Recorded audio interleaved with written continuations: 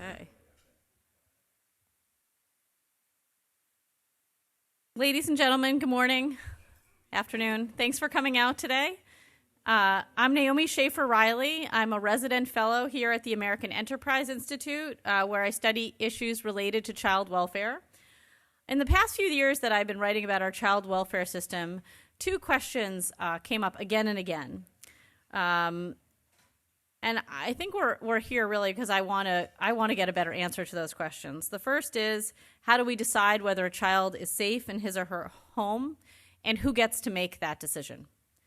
I think this is one of the most important decisions that can be made in the life of a child, and these children are among the most vulnerable in our society. We have to get this right.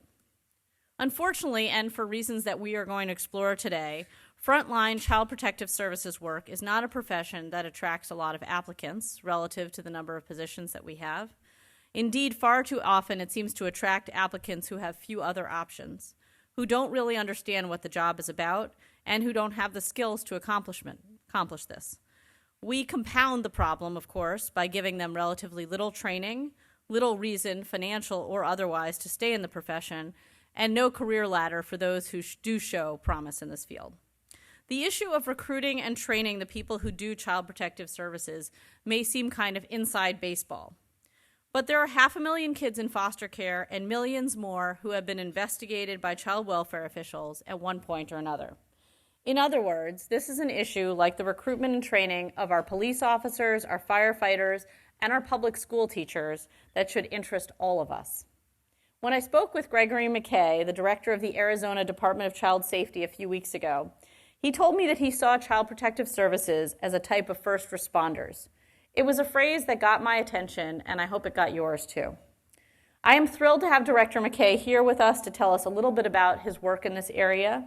Prior to his current position, Director McKay was appointed to create the Arizona Office of Child Welfare Investigations to protect alleged victims of felony child abuse and sexual abuse. Before his career in child welfare, he served in the Phoenix Police Department, where he was awarded Arizona's Investigator of the Year in 2012. Following Director McKay's presentation, we'll hear from John Mattingly, another giant in this field. He served as Commissioner of the New York City Administration of Children's Services from 2004 until 2011. He's currently an adjunct professor at the University of Maryland Graduate School of Social Work. Following those presentations, we're going to bring up our panel of experts. Diane Redleaf is a civil rights lawyer based in Chicago and the founder of the Family Defense Center. She is the author of They Took the Kids Last Night, How the Child Protection System Puts Families at Risk. And then we'll hear from Cassie Statuto-Bevan, who is a lecturer at the University of Pennsylvania School of Social Policy and Practice. She worked in the U.S. House of Representatives as a professional staffer and later staff director of the Ways and Means Committee. And then also we have Tracy Field, who heads the Annie E. Casey Foundation's strategic child welfare consulting efforts, working closely with state, county, and city agencies to implement major systems reforms that improve outcomes for children. So without further ado, let me please welcome Director McKay to the stage.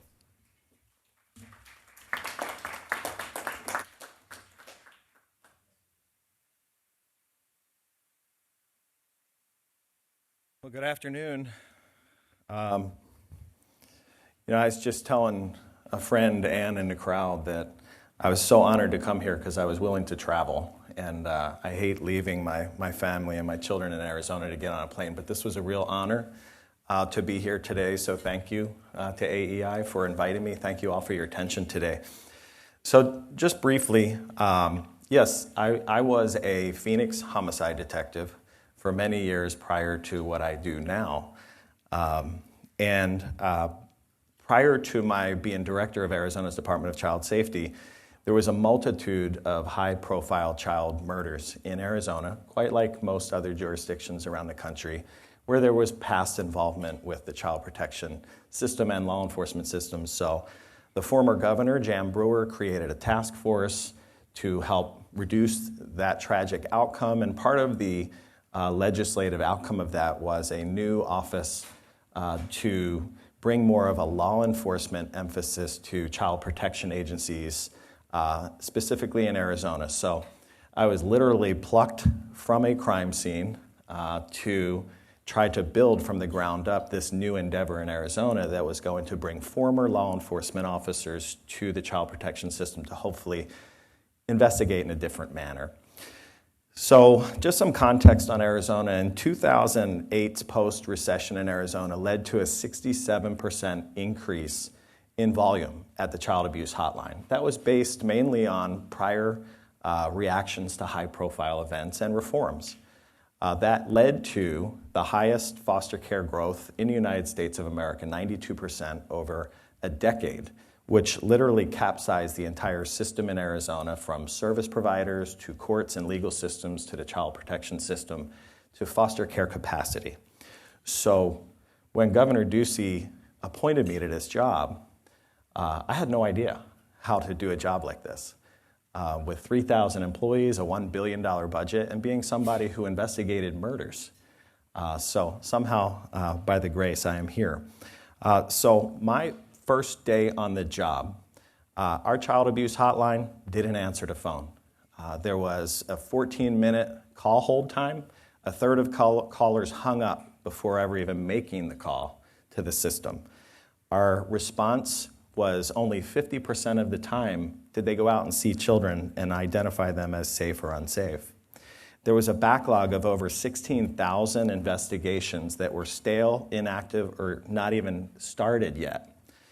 There were 150 cases per investigator every day. The foster care rate climbed to over 19,044 children, the highest in the country. Kids were sleeping in field offices and in cars because there was no foster home capacity left. We had about a 40% turnover rate, a $67 million budget shortfall, and I was served as defendant in a class action suit by Children's Rights, Inc. This was all on my first day on the job. So welcome aboard, right? So fortunately today, our child abuse hotline's #1 in the country. Less than 30 seconds it takes for them to answer a call. Only 2 to 3% of callers abandon. We have a 95% response rate to see children on time. The backlog of investigations has been eliminated. We have a 12 to 15 caseload instead of 150 now. Our foster care rate has dropped 26% to in the high 13,000s, down from 19,000. More importantly, we've reduced shelter usage in Arizona by 78%.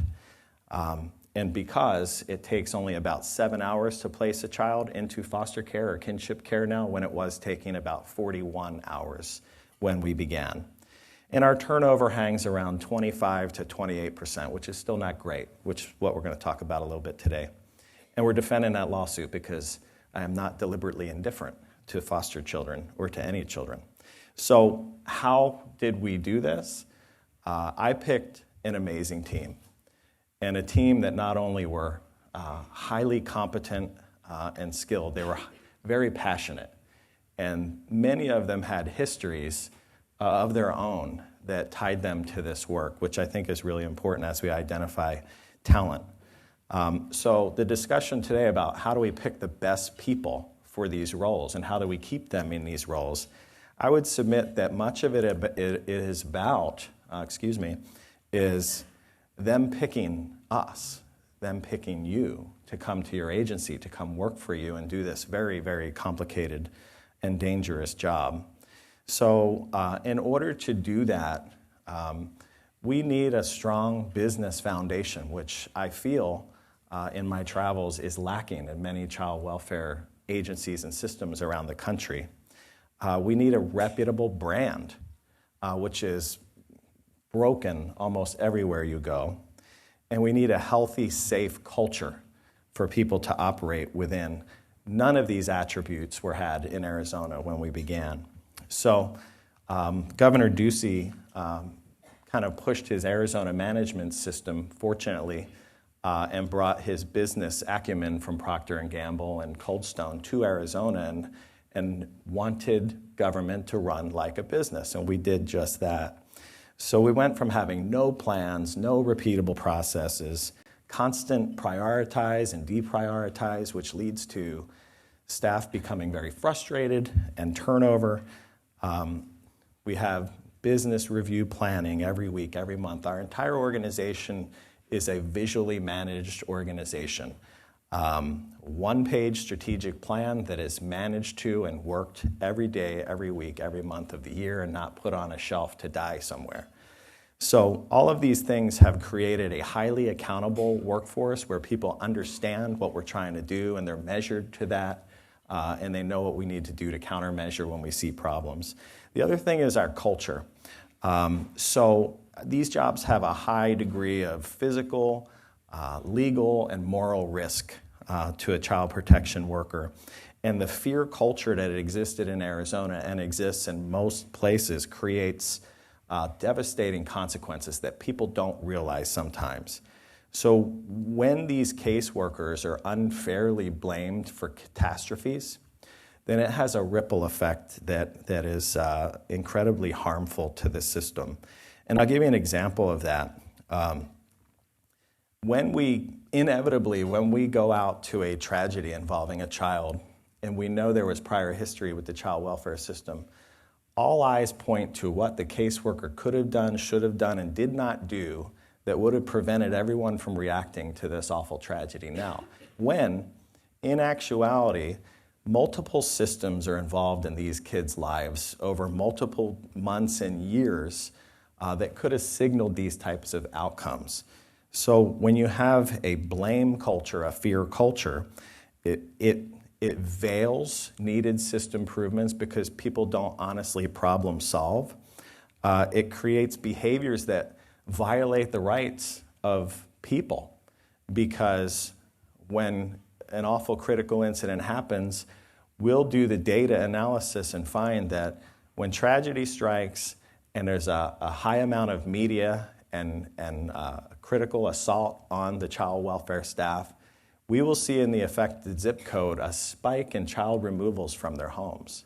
Now, these are outcomes based on fear, not any use of any kind of tools, which we're always pushing.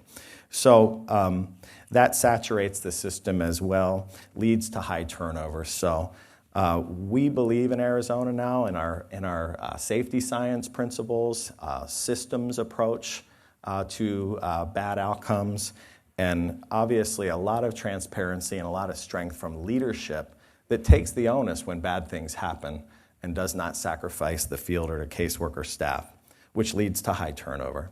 So the brand also is a huge component here. So generally, the brand around the country for child protection is incompetent government workers take children from homes that are safe and leave children in unsafe homes to die. How many times have we heard that, seen that written? So that kind of brand leads to a staff that does not want to stay in that kind of role or that kind of business, that kind of environment. Today, as was said, we have a first responders kind of role identity now. We tried to ask for the same level of reverence that police and fire receive because, frankly, our case managers and investigators are quite often the first ones to a home where a child is in danger or has been harmed critically. Yet we've never had that type of image. You know, in Arizona, we've also created a lot of things for fit. I think that job fit is critical when it comes to turnover and retention. And when you have a broken business and a broken brand and a broken culture, fit doesn't exist. Basically, it's a man-down philosophy. You have thousands and thousands and thousands of cases, and people quit or bow out, and you push another person in right where they are to pick up right where they left off. Fit can't be established unless you can identify the talents and the skill sets and the passions of a person and put them where they can bring value and where they will then stay and keep bringing value. So you can't acquire any of those things if you are broken across the board. So some of the other things that we have done is we've had our Compassioneers campaign where there's media and there's books and there's imagery and there's pamphlets and flyers that actually have identified many of our staff. Many of our staff are former foster children that now work within our system. And their profiles are shown and visualized so that they're humanized. We created our first ever video called Secret Superheroes, which is shown to every new employee before they start their job, which gives them an idea of the job, which is, I think it is available. A lot of positive media. When we began, our media was 80% negative, 20% neutral. Today, it's 80% neutral or positive, 20% negative. So that's a flip I don't think most people have experienced, which has been great. And we also have a clothing line. So if anyone's interested, you can go online and buy some of our clothing and apparel at DCS. So it sounds kind of funny, but people take pride in those things. Pins and vests and jackets and hats and all kinds of clothing associated with the work. A job that people maybe in the past were afraid to tell somebody what they did for a living because they were embarrassed. Now they'll wear Arizona DCS apparel in public, which I think is pretty cool. So some of the takeaways here for anyone taking notes, as far as how do we build the pipeline? We do partner with universities in Arizona. That partnership basically provides an education paid for by the state, and then you come to work for the agency for a certain period of time and give back. The opportunity there is that is only for social work programs. So the federal government and the Title 4E entitlements that we use in states to fund our programs will not compensate for any other program other than Masters in Social Work, Bachelor's in Social Work. But I submit that Arizona receives 130,000 calls a year, 50,000 investigations that start out as investigations.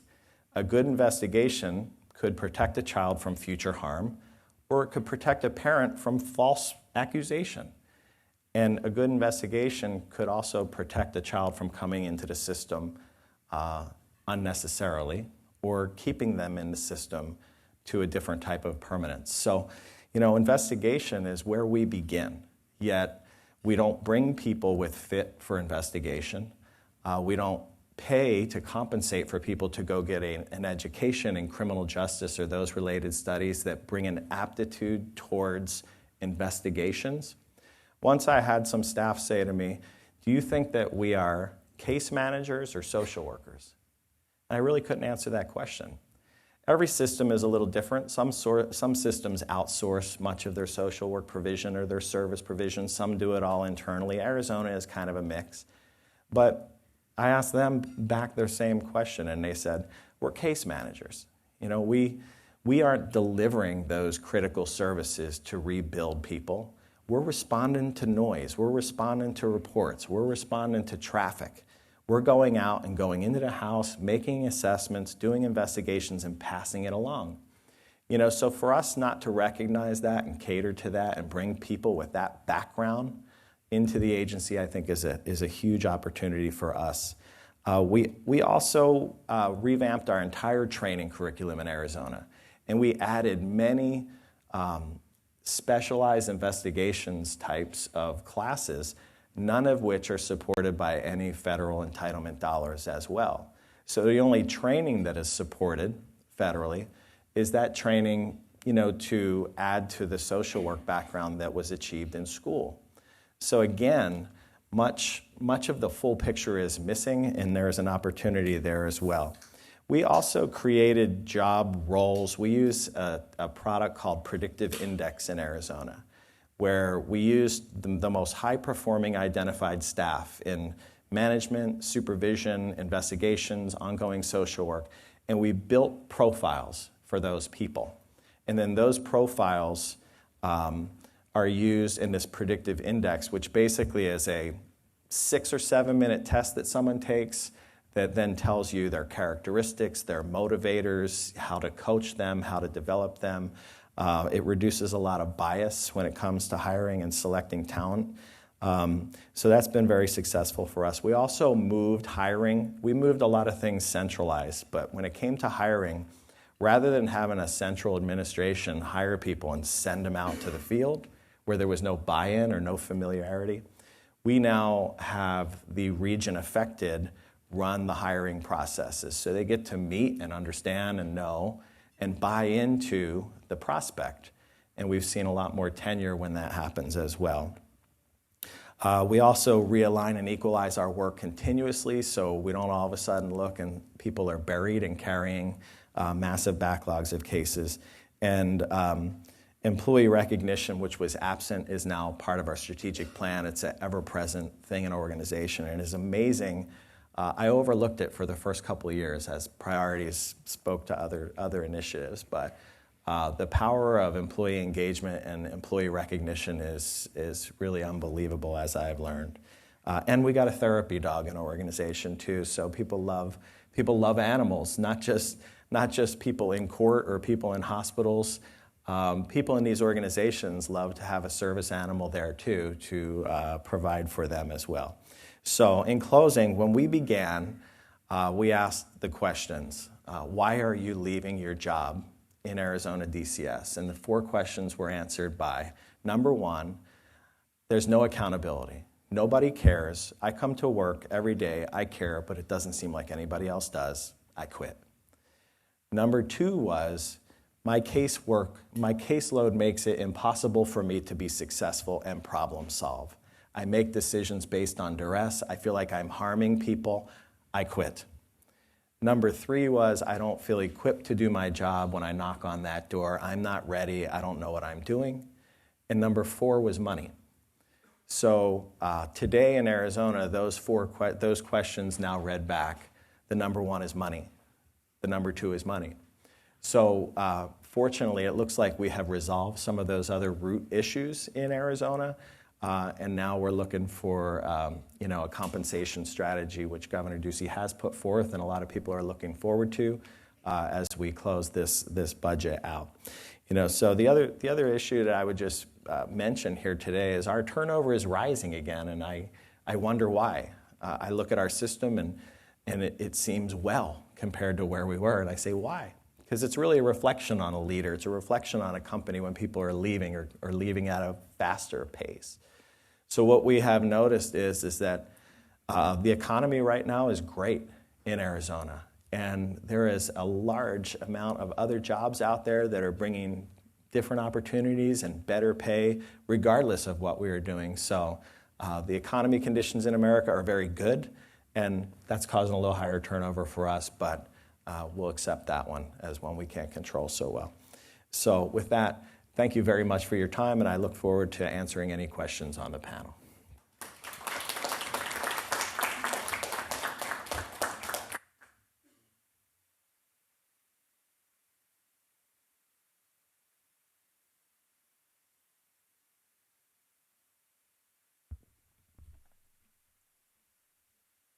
Hi, I'm John Mattingly, formerly commissioner in Toledo, Ohio, and then in New York City. I was in New York for about 7 years, and I'd like to, first of all, thank the Arizona commissioner for his great work there, and secondly, give you a bit more of a New York City take on, first of all, what the current situation is in the hiring, in the recruitment, hiring, selection, training programs throughout the country. And secondly, and I may only have time to do this on the panel, give you some sense of the kinds of things that we did in New York to do a bit of a better job at that. The New York City perspective is, I think, fairly typical, perhaps more extreme, but fairly typical of how agencies around the country, not including Arizona now, go about doing this work, especially in the big cities where I'm most experienced. And so I'd like to give you some sense of what that looks like, which leads into the question of why is it that way, and how simple and easy is it to turn that around. So that's what I'd like to do today with you. Now, there's much more, as you heard just now, much more to be said about really reforming and strengthening these child protection agencies. This, though, is one essential piece which too often is ignored by new leaders because it's thought to be too difficult to pull off. That is to say, strengthening the recruitment, training, support effort within the agency. My first point would be, and I don't have time to spend on this, but I think it's essential to understand just how difficult this job is. And I like to give 3 or 4 examples, but I only have time just for one. Just think about this. You're a 24-year-old young woman, usually. You have a degree in sociology with a history minor. You grew up in a suburban working class or middle class family and went to such a school system which was very much segregated one way or the other, one reason or another. And you find yourself within 2-3 months on the job walking into a public housing apartment building, walking past the gangbangers who hang out in front, taking what you have to take from them as you walk by. You don't use the elevator if you're smart because the elevators are either broken or they're not safe at all. So you have to hoof it up the steps. You walk into a situation in a family that is only Spanish-speaking. You walk into a situation where, in this case, the grandparents didn't even speak Spanish. They're from Mexico and spoke a local language that they learned there and didn't learn regular Castilian Spanish, put it that way. You have the report you got was that this mother was making her living by selling drugs out of that apartment, and that the children periodically get bumped around by the drug users who are coming in. That's all you know. Don't know who made that report. You're not in a position because you have to get out there within 24 hours or 1 hour in enough situations. When you come in, you are able to talk to the mother because she does speak English. Not terribly well, but somewhat. She then tells this older couple who just got to New York within the past 30 days, who you are. They snatch up their grandchildren and run out the front door. You have to make a decision then and there about what you're going to do and how you're going to get it done in the short term. In New York, you have access to a full Spanish-speaking backup, but it's by phone. It's not terribly useful, but it's something. And you have a mother who then fills you in a bit on what's going on.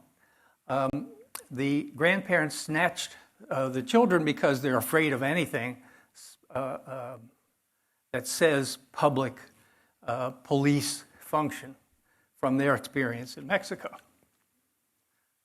So that you have to find a way to, first of all, make an initial assessment of this young woman. Secondly, to get her to get the children back so you can speak with them. And thirdly, assess what you think is going on that night in that apartment. And then decide, for example, were you going to call NYPD when those two grandparents grabbed the children? Not a good idea. But you have to make those decisions. And furthermore, and I'll talk about what that case really ended up as later if we have time. Furthermore, though, you have a pretty good feeling that it's 10 o'clock at night now.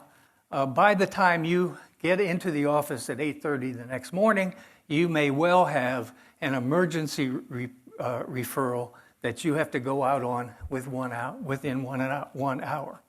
Because caseloads are so high, you get the next case up after it goes through your unit. And they all have cases like yours. So you get a sense, I won't beat it to death, but you get a sense of just how complicated and difficult this work can be, especially given the fact of how we go about recruiting, screening, training, and onboarding and supporting and holding accountable workers. Now, I want to be clear that if you think about it, that case, there is no particular algorithm or tool that you can slap onto that case and decide what the best thing to do is. It requires a smart, knowledgeable person who's thoughtful, who has the skills that she needs to make decisions and to implement them. I mean, think about how hard it can be to get somebody to let you in the door when you tell them who you are and where you're from. It's not easy. They have to be trained and somehow or other, hopefully with good supervision, backed up by a supervisor who has enough experience to tell you what indicators tell you how serious this situation is. So human systems are the most important aspect of this work, and human systems are sadly not playing much of a part in the average recruitment process. So let me tell you about that. Recruitment system in New York City and in many places around the country. You want to, of course, seek out solid candidates. You want to post somewhere, somehow, a sense of what the job entails so that people know whether they're interested or not. What happened in New York City is that the Department of Administration, not your department, writes up a job description, which is mostly the minimum requirements that you need to have to apply. It goes into the paper or even just a legal paper. And is published maybe for a week or two. People who apply and meet the minimum requirements that you find out through the Department of Administration, those folks then call people in to take the test. The test is, many places statewide, the same test, and is written up by this Department of Administration, not by the agency itself. Excuse me. When the commissioner asks to see the test, he's told that he's not allowed to. It's kept very closely by the Department of Administration. Remember, this is New York, Tammany Hall territory, going back to the turn of the last century. And the effort is to keep the commissioner from getting his niece or nephew hired. So that's why you have this test that you can't even see. The test is developed actually by supervisors from the agency who are sent over for 3 weeks to help them draft the test. The supervisors sent over, you can imagine, are those you've pulled off the line because they're not capable of protecting children. Those are the people who write the test. Then you give the test, and how you score on the test, and it's usually multiple choice.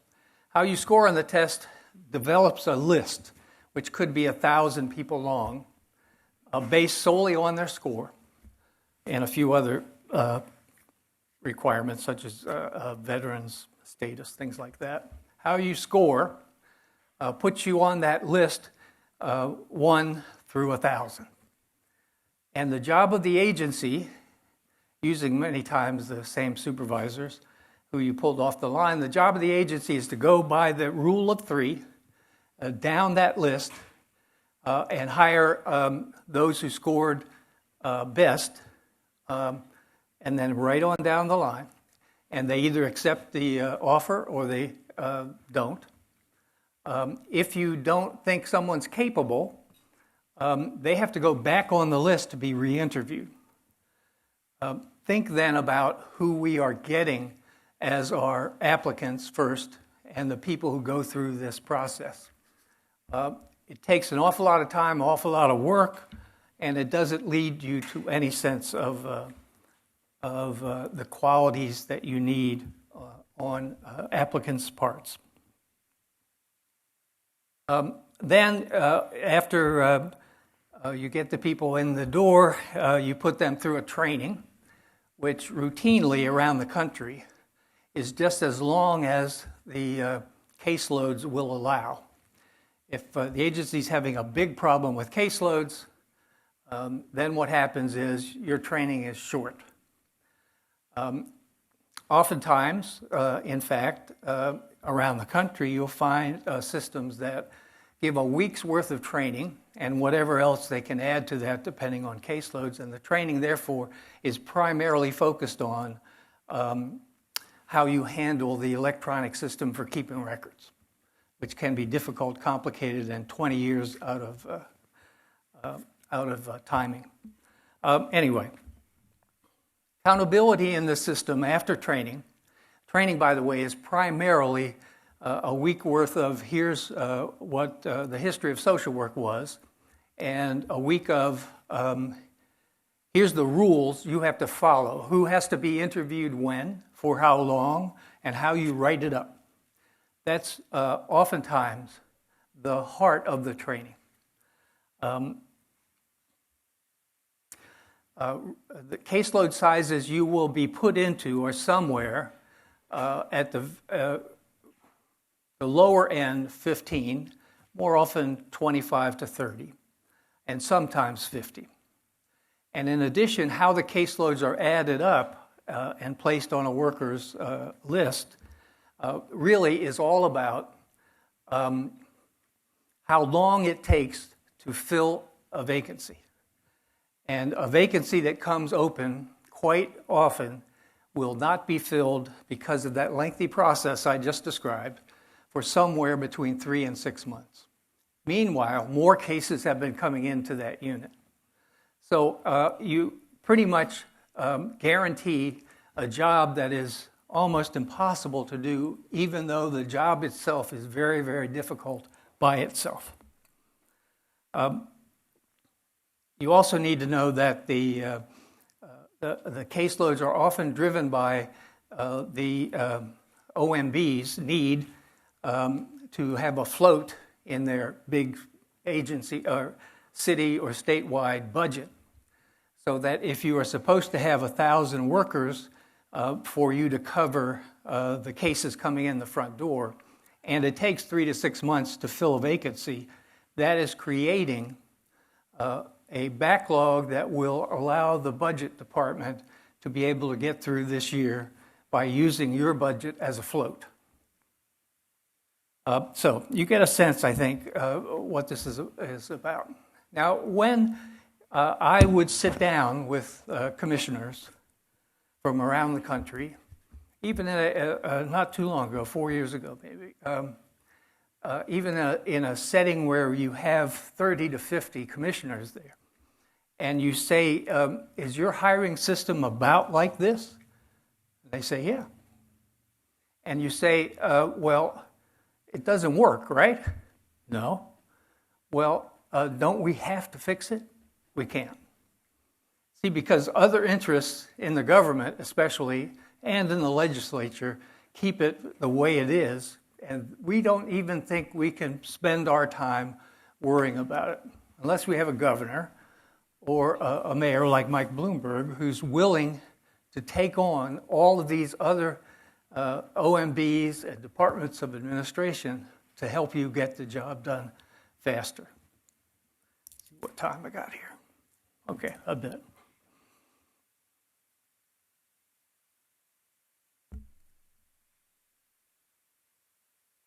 So keep in mind, as we heard earlier, workloads, not just caseloads, but workloads, working environments, adequate pay and benefits, and the working environment itself must be improved, or we bring people in only to see them leave. And in fact, even when you are able to fix some of these things, you will find that the turnover is still great because the work is so hard. We not infrequently had people leave us under our old system the first time they went out on an investigation. They'd approach that apartment building, turn around and say, I can't do this work. So that's what you're up against. Now, in order to deal with that, you have to recruit well. You have to target who you are after, and in order to do that, you have to determine what skills and knowledge you are looking for. If you don't have a clear sense of who you are looking for, you won't know how to target. And that's where recruitment has to start, with the agency developing a list of categories of who it is we're looking for.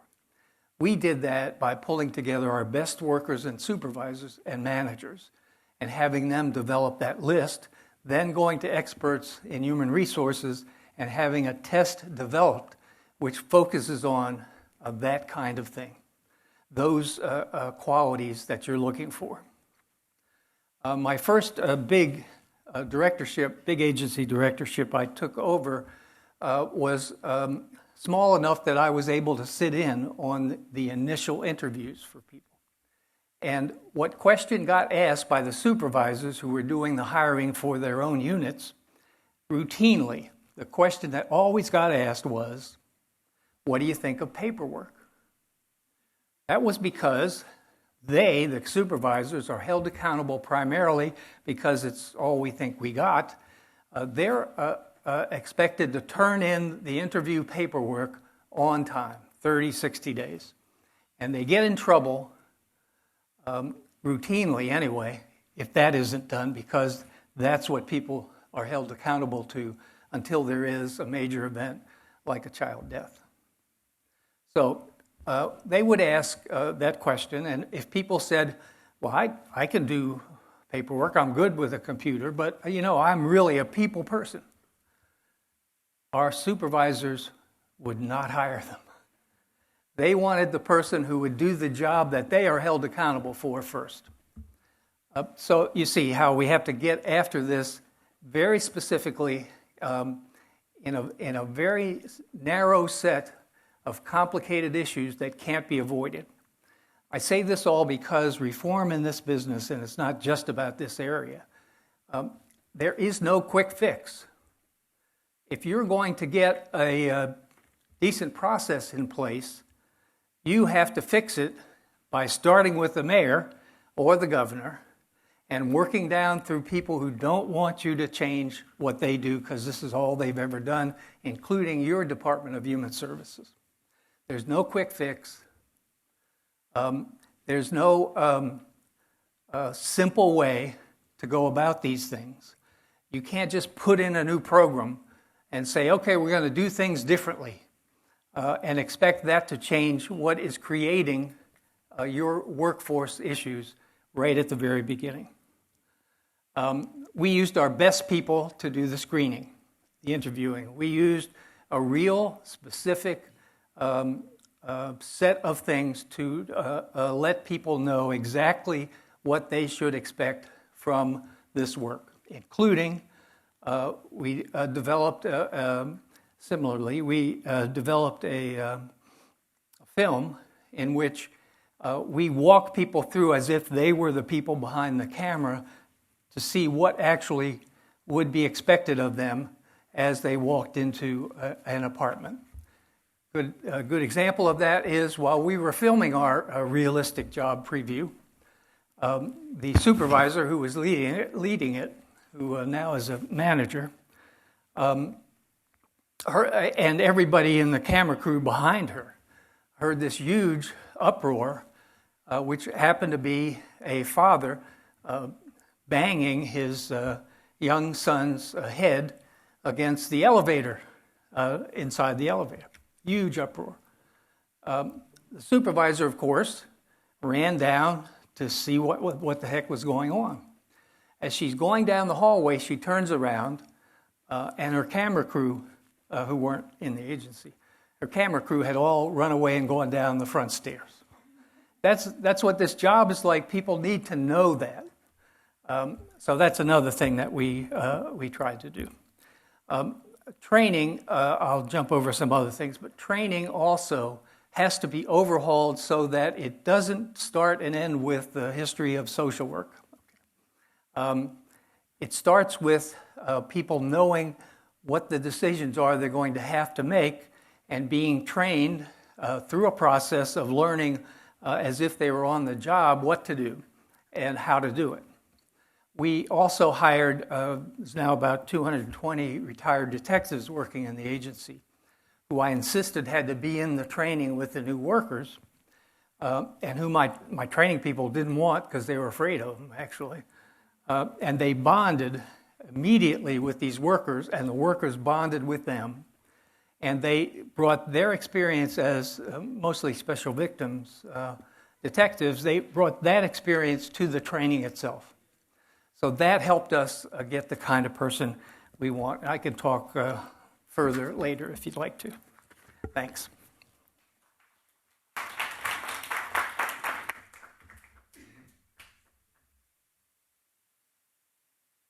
Invite our panelists to come sit up, and I'm gonna ask a few questions. But first, we're gonna start with some comments from our additional panelists. We're gonna start with Diane Redleaf. She's gonna talk for a few minutes, maybe react to some of what was said, and also talk about her experience. And then we're going to Cassie and then Tracy, right? I think. All right. So Diane, go ahead. Thank you. Thank you for inviting me, and I'm delighted to be here and to have an opportunity to talk about what is a very challenging topic, and I appreciated the comments by both of you. I work with families who are affected by the child welfare system, starting with a hotline call. And I have to say that I feel that the situation is even more dire than was described. I'm from a state where we've had 12 directors in 10 years. Mm-hmm. I've outlasted probably 20 directors, and I think the advocacy, you could say that about the advocacy community. The advocacy community has outlasted all the directors. And so we've seen reform after reform after reform, but it doesn't get to the culture, and it doesn't get to the heart of the problem, as we've been talking about. I want to echo the difficulty of the job, but I want to make it, highlight some of the reasons for the difficulty. And I also want to talk about, what incompetence means for families. The difficulty, I think it's an impossible job, and unless we decide to pare down and figure out what are the essential elements of what's most important, and responding quickly and effectively, probably the most important thing. But we're asking investigators and caseworkers and case managers and foster care workers to do an impossible job, to do the job of police, preschool directors, because they have to interview young children at times or interpret young children's statements, psychiatrists, figuring out the intent of people, understanding medical information, and actually functioning as judges, because investigators make decisions about guilt and innocence in a system that allows them to do that. Many people don't know that, but states have registers that have listed findings that are made by investigators. So this is a very complex job, and what we're expecting people to do, can be in conflict, as you mentioned, with the, paperwork. I wanted to highlight the importance of paperwork, though. I, as a lawyer, deal with the notes that people make, and I have almost yet to see timely notes. Illinois developed a standard that notes were supposed to be done in 24 hours, and they're supposed to be certified when they're made. Well, timely note, I would see files, notes made 2 months late, 6 weeks, and the validity of these notes, and then the underlying notes would be thrown away.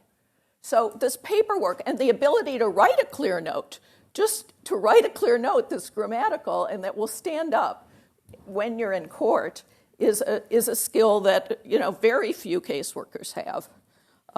And I want to highlight how they're expected to, and then if they're not doing well with that, they will get beaten up by a series of lawyers when they get into court.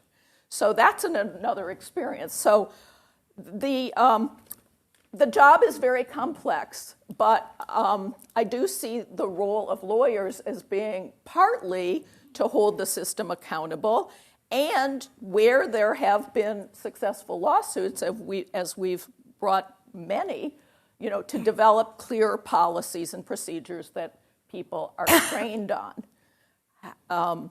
So that's very important. And then to have consistent implementation of these agreements that will include training components and include requirements.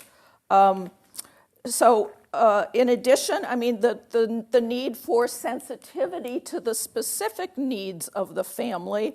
There are many kids with disabilities, families with disabilities. You mentioned the language issue. In Illinois, there's a consent decree that's been in effect for 30 years requiring assignment of Spanish-speaking staff, and Spanish-speaking homes for the kids. So recruiting for the skill of speaking Spanish is just an added layer, and then other languages as well. Obviously there are many groups. So I think that it seems to me there are two, really when you pare it down, there are two essential skills that caseworkers or investigators need. One is the ability to develop facts, information, understand and analyze and figure out, what the case is. It's an investigative skill. And the other is an ability to work with people. And I think in many cases those two skills can conflict, and we're expecting somebody to be good at working with people who is put in an investigative role, and the people are they're not necessarily going to do very well on the investigative side, and then people who might have better investigative skills are not necessarily going to do well on the people side. I think that we should think about, as we're discussing, how to create these jobs in a way that, as you said, puts people in the right position for their skills, but recognizing that we need to better define and pare down what we're expecting people to actually do. Some thoughts in terms of, just wanted to add that the not only is the issue of training and recruitment so serious, but the failure to address it creates spillover problems. We've been, in Illinois, we've been through multiple reorganizations and layoffs, mass layoffs, which then create bumping, which then creates more work stress, which then creates more turnover. So, and the directors are not in control necessarily. Legislators and the economic climate or the stories in the newspaper do have a dramatic impact on the tenure of the director and their ability to create these changes. But another frustration that I would have to say in terms of dealing with this is that I've seen in many instances that the worst of the worst investigators will stay and the best of the better will leave. And that creates a real cultural problem. And when I say worst of the worst, I'm talking about people who've been sued multiple times for significant damages, and they still keep their jobs. And this is attributed oftentimes to unions, but it's a failure to take timely action to really take action against the people who are violating basic due process rights of families. So those are some problems. I do see that the way to out of this mess is to much more clearly define what we expect people to do, and to have our systems not have a standard of intervention for every kind of possible parenting mistake. We're seeing lots of cases around the country with parents who, the most common case I had, parents who leave their kid in a car for 5 minutes to 10 minutes. Child protection should not be having its caseloads escalating because of cases like that. We need to have clear safety standards that where we can expect timely responses to urgent matters of child safety and leave basic parenting to parents to carry out. So I think until we get to the point where we're saying we're going to pare back the demand for hotline calls, we will not get beyond this problem. Thank you. Cassie? Thank you. I agree with, so I've skipped my whole first part because I agree with everything. And let me just say, in terms of qualifications, 24-year-old art history majors are what we're talking about, and training. Let me give you what some of the cops get for training. Because we've learned what social workers and caseworkers, remember, we're not talking social workers, we're talking caseworkers, big difference. So first you make an application to the police academy. You've got a high school education, you make personal statements, you do the criminal background checks, then you pass a written exam. The written exam does problem solving, math, which most caseworkers don't want to know anything about, but math, critical thinking, analytical thinking, logic, problem solving, all that's on the test. Then you have to get accepted into the police academy. Police academy is about 60 credits in order for you to graduate from there. Once you graduate, you then have on-the-job training for 12 to 14 weeks. So, I mean, the difference, and again, you can meet up at the same critical incident, but the training of the police department compared to the training of the caseworker, and let me tell you, this is one time where you cannot say, oh, it's because of the lack of federal resources. There have been money since 1962 for training for caseworkers. So that's 57 years of money available, and this is what we're still talking about now. The impact of the lack of training on children, it's measured by, most of you know, the Child and Family Service reviews. It's a nationwide review of the foster care systems. No state has passed safety, permanency, and well-being. No state has passed those three factors. So we've got a problem right there. And it's not, again, only the caseworker's fault. The factors that go into the failures, as documented by the CFSRs, are new workers are assigned cases before they complete training. Some agencies don't even have ongoing training. Some caseworkers are not even aware of ongoing training. And many new workers say the classroom training does not prepare you for the field work. The list of poor outcomes and that lead to the failures of the states. Let me just give you some of them. Inadequate safety assessments. Appropriate service is not provided. You cannot give a generic parenting class. They don't work. You can't give a generic anger management class. They don't work. You have to know exactly what evidence there is for a particular program, and then if that program matches the needs of your client. So it's not generic. It has to be, you have to know something. And if you don't know something or you don't want to know something, as I say to my students, sell rugs. Stay away from these kids. Just go sell rugs. Don't be near these kids, because these kids, it requires a commitment and a passion that, those of us who've been in the field forever have, but not everybody does have. And a lot of people will walk away and say, forget it. I'm not walking through that building. No way. If that's the issue, then, stay away. Don't. The saddest thing I saw as one of the reasons of lack of training is these caseworkers rely on the parent's promise. And then they don't go back and check. Oh, I won't hit my kid again. Okay. And then they leave. So, but again, the majority of these problems are not just the caseworkers.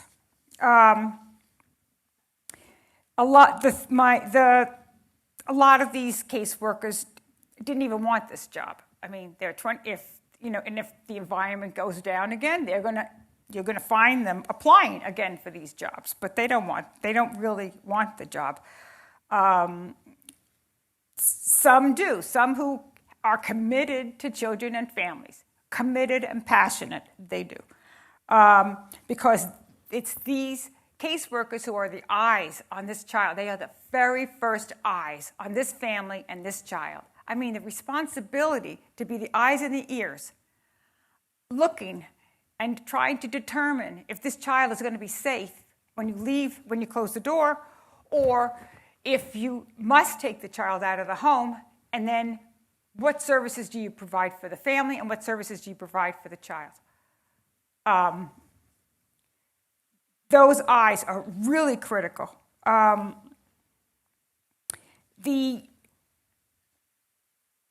of the things I think that we did talk about, Mr. McKay did talk about it, and so did you, John, is that the skills that are needed for leadership requires that the leader not be, some sort of political appointee,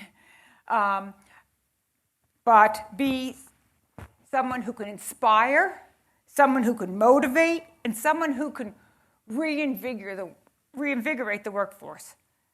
And that the leader has to be committed to children and families. And the caseworkers need supervisors whom they could go to in these situations when they don't know what to do. And the supervisors who are going to have a high morale. They're going to help them, and they're going to empathize with them that this is a difficult job, but it's a difficult case, and there's nothing clear-cut about it. But they want to be able to engage the caseworker so the caseworker knows she can be effective. Because if you are an agent of change or want to be an agent of change, then you need to know you've made some changes. You need to know you've done some good. And if you're working in an agency that doesn't do any good, and you can't individually do any good, why would you work there? So the caseworker needs to be recognized for the small miracles that they perform every day.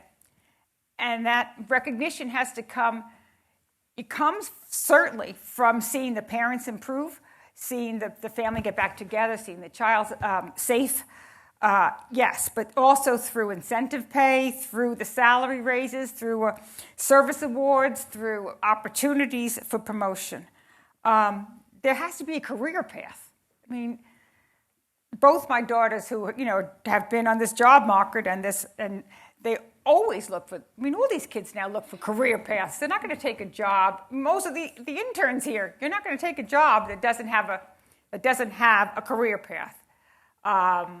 And that means that you need to know that you are going to, the training that you get shows an investment of the agency in you. And if you have, and for the work that you do, and shows respect for the work you do. and for the children. If the agency doesn't commit to you, at least in terms of training, and then in terms of a pay structure and a high morale, then you're not going to stay.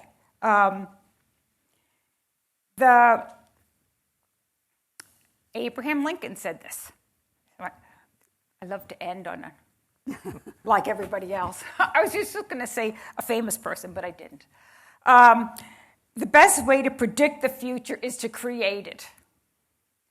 And that's what we want to do. We want to create. It's time for this creation of a new system that achieves the safety, permanency, and well-being, and that has life-changing services to families and to children, that an organization that commits in terms of training and retaining and paying committed caseworkers who want to be responsive to children and families. So we need to recreate the system. All right, Tracy, we're going to leave it to you to top Abraham Lincoln. Okay, fine.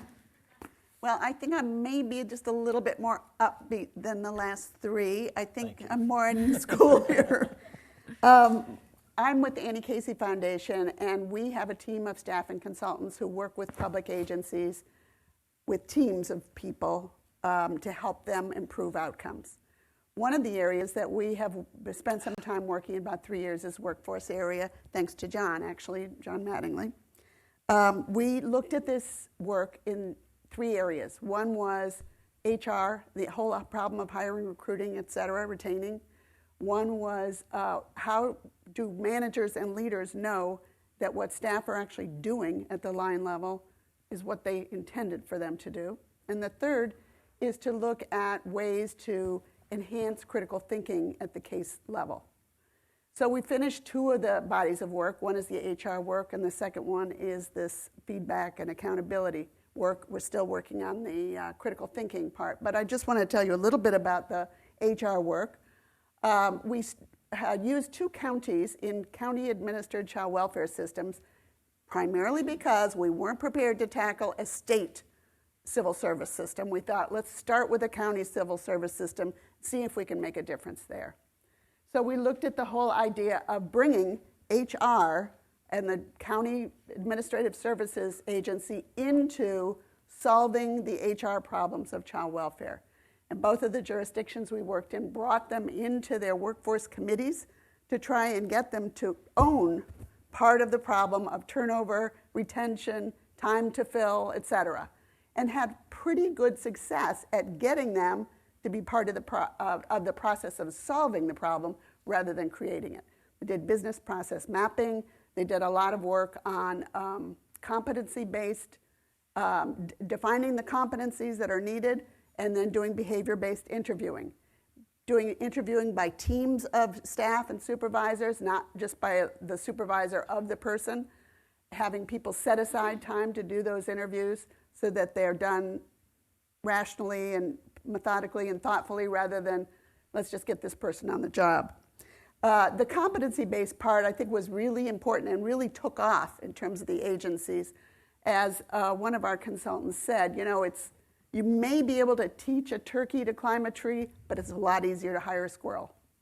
So that's kind of the way this work is. You've got to find people who have the interest to do the investigation, to actually spend time, who are not freaked out by going into uncomfortable situations, who have some tenaciousness about figuring out what was going on.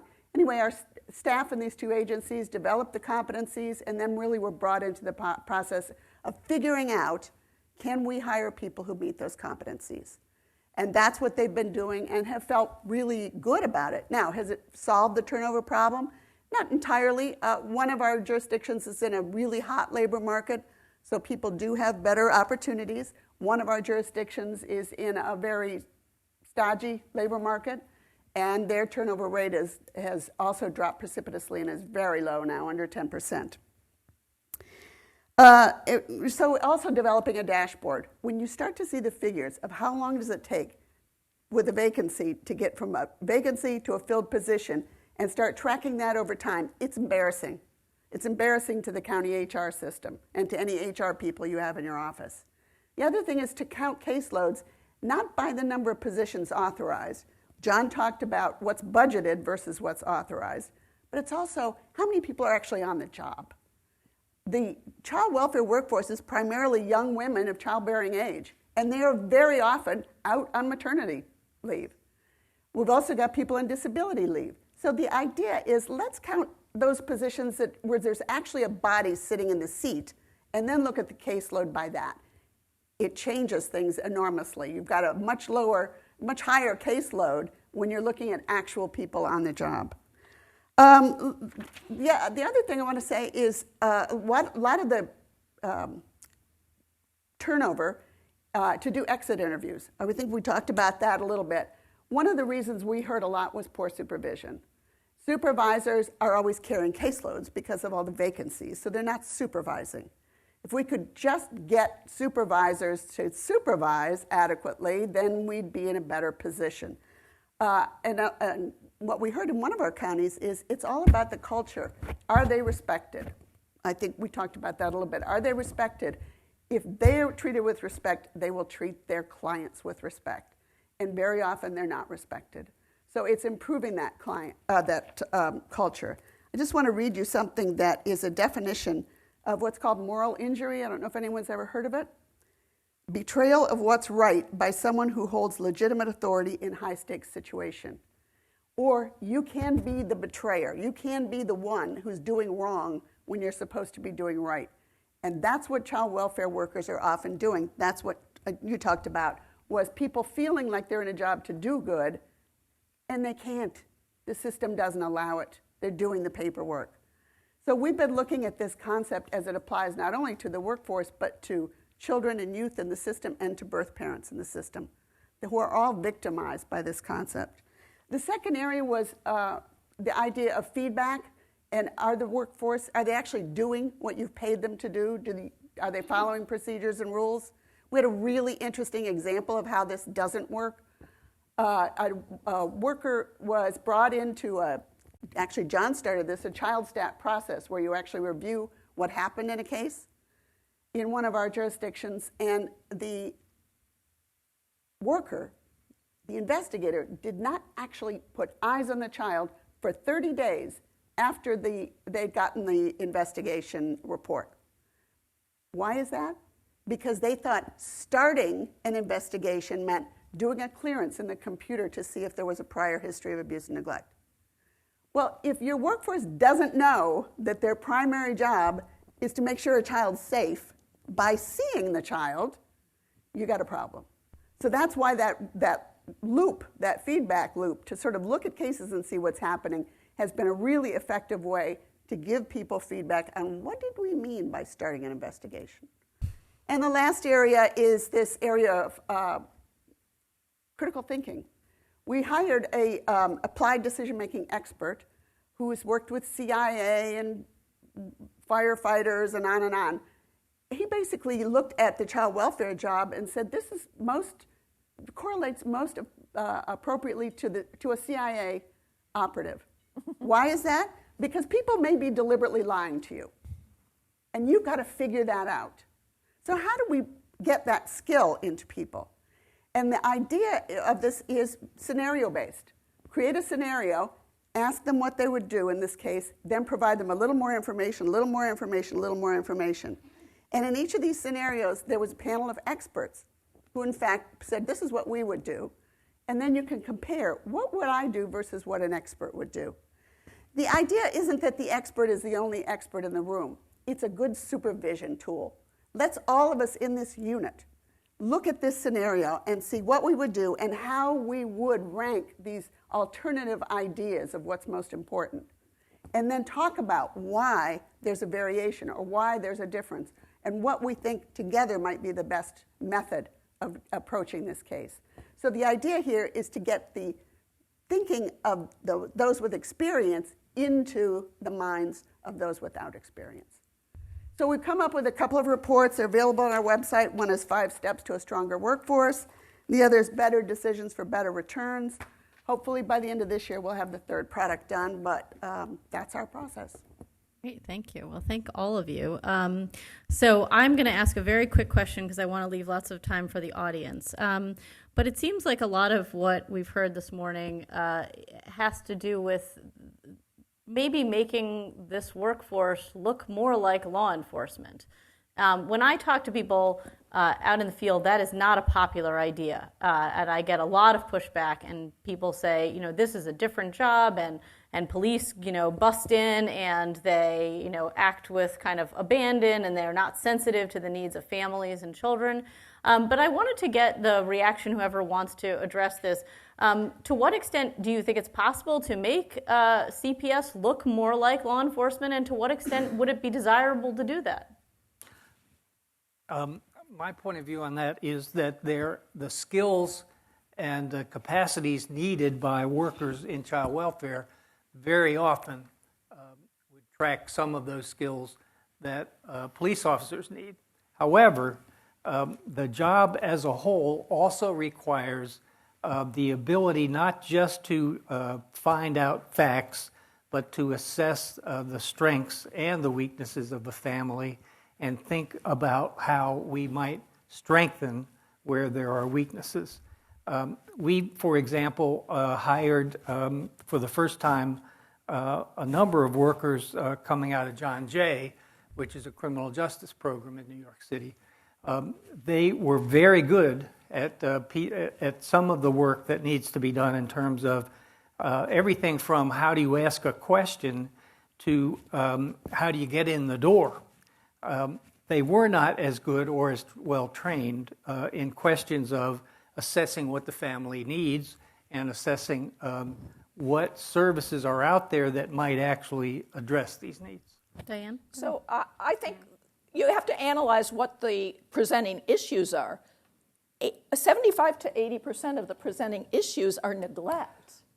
And to me, the service delivery element and the addressing poverty, addressing the complex mental health, substance issues, various disabilities would not work well with a law enforcement model. And we need to resource the caseworkers to provide the resources that would address the presenting problem.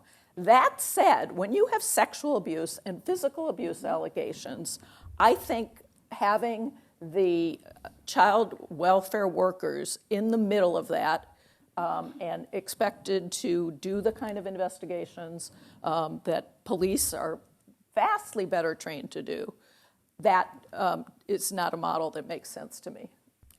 Go ahead, and then I'm going to open it up for questions. Go ahead, Dr. Yeah, so coming from both professions, I could tell you that in 20 plus years of law enforcement, there was only a small amount of people that actually wanted to do crimes against children, sex crimes, and homicide against children. Of those people, only a small percentage were very good at it. So it's not so much this profession's better, that one's not as good. It's more about the fit that I was talking about, the aptitudes, the history, how somebody was brought up, the things that they like to do. We have in Arizona, criminal conduct represents about 17 or 18% of our total work. These are your physical abuse, sex crimes, child deaths, all the most significant cases. We try to bring in an entity established by former retired law enforcement officers to do that. And what we found in the end was retired former law enforcement that knew how to do those types of crimes weren't ready to jump back in to the frying pan and get a job that most certainly was not a retirement job. So it was hard to get them and keep them. It also was hard for them to work in that environment without their authority. No gun, no badge, no radio, no authority. So they felt very square peg in a round hole. So what we found was the merging of the right personnel, whether they were former law enforcement or came from child protection, with the right job fit analysis, the right training, the right repeatable process and standard work applied, the right approach. These people have been extremely successful in doing those particular types of crimes. So we have a split right now in Arizona, and it seems to work well. One more thing about that. I need to get some questions in, John. Just one little brief comment.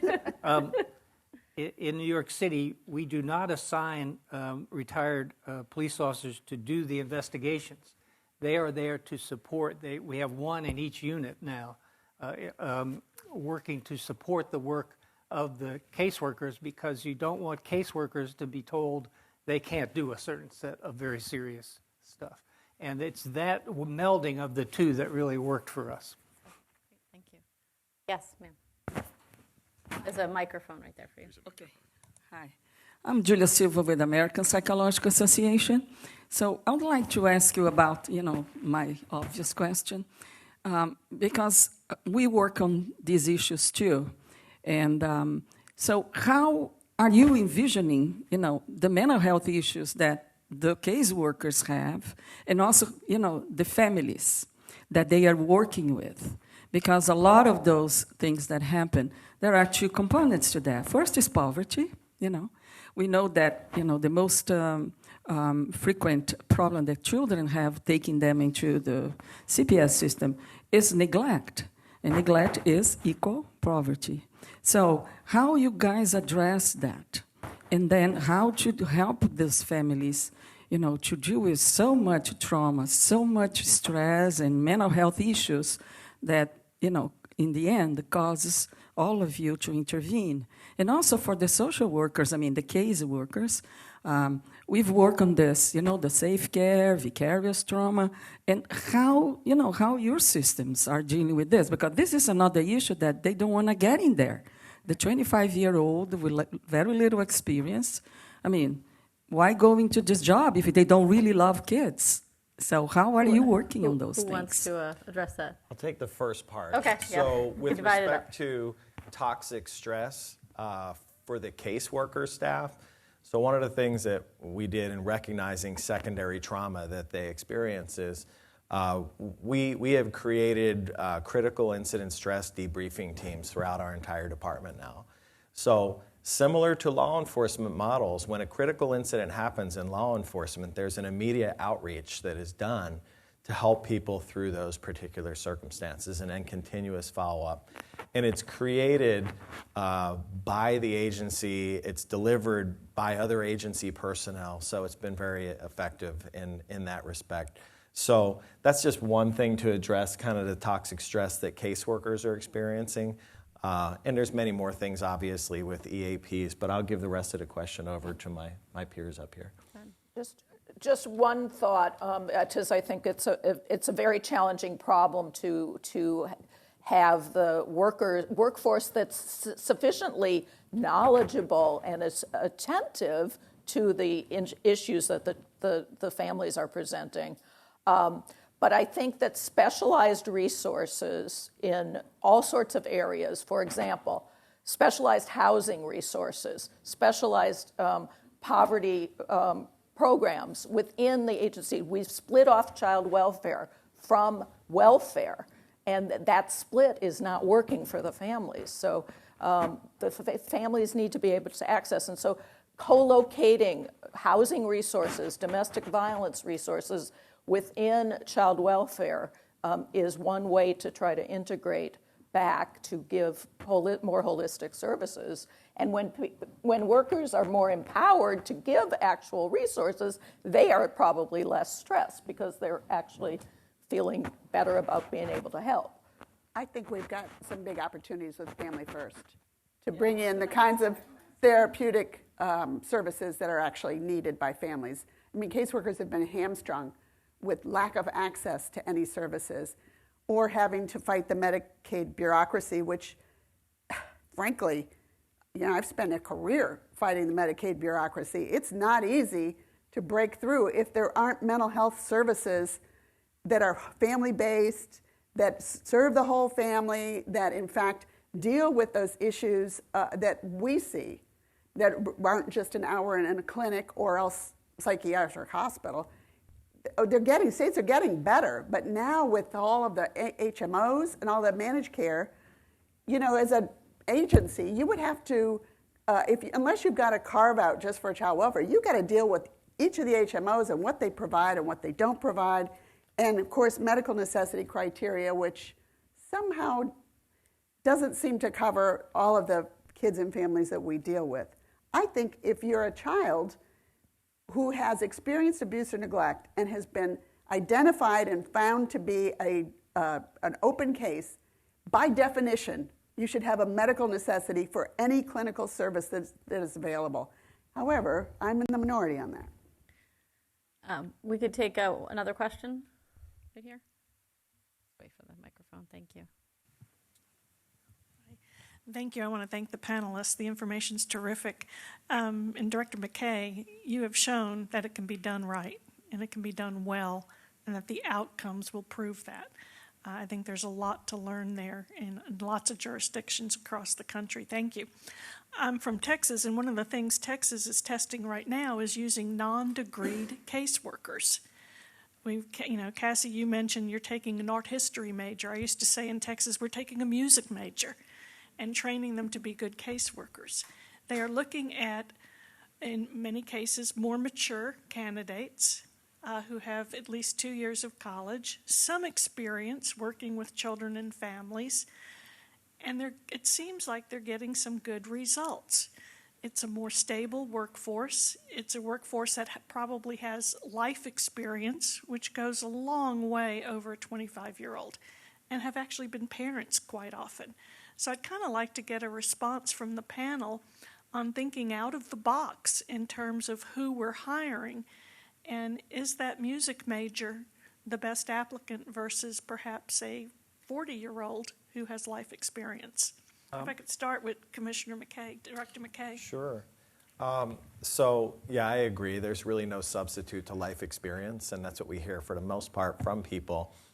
They're suffering from an addiction, and a caseworker is standing there saying, I know what you're going through. I understand, as they're separating you from your child. So there's no real credibility there sometimes. So what we have done in Arizona is we have, where there's a required bachelor's degree at minimum, we have taken that out for some staff and said that a equivalent experience will get someone. So the example being case aides. So we have case aides throughout the entire state of Arizona, many in rural locations that cannot get their degree of school. It's distant to travel to college. It costs a lot of money. They might have families.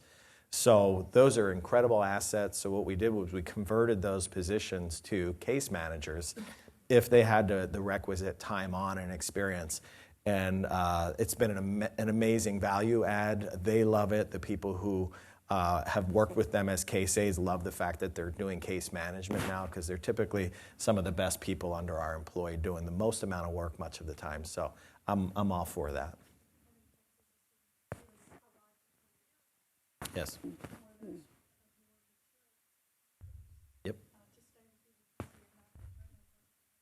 Does anyone else have a reaction? I would just like to Go ahead. add that I've seen one private agency who brings birth families in to actually interview applicants for child welfare jobs to see if they can relate well, or whether they're just intimidated and put off. And if the birth parent doesn't approve, they don't get hired. John, I want to hear that. A couple of things. One is I took over an agency in Ohio that had a large orphanage attached to it. And when I closed that, I discovered that some of our best people, especially working with young people, were those non-degreed people who actually lived with the kids in the shelter. And they did they just were perfect. Remembering New York City experience, the challenge to that would be if you simply take away the requirement, the basic quality of your workers will go down, so you have to target the job and target the people. If you do that, I think it's a great idea. Mm-hmm. But remember that New York, for example, with their NYPD, simply raised the standard of the degree that was needed and got a higher quality of worker of police officer overall. Because if you slap in a child, a civil service set into that, you'll just get more people applying who are not necessarily adequate to doing the job. So it's not as easy as it might seem, but it can really pay off. All right, thank you. I'm afraid that's all the time we have, but thank you all for coming out today, and let us thank our panel for coming too.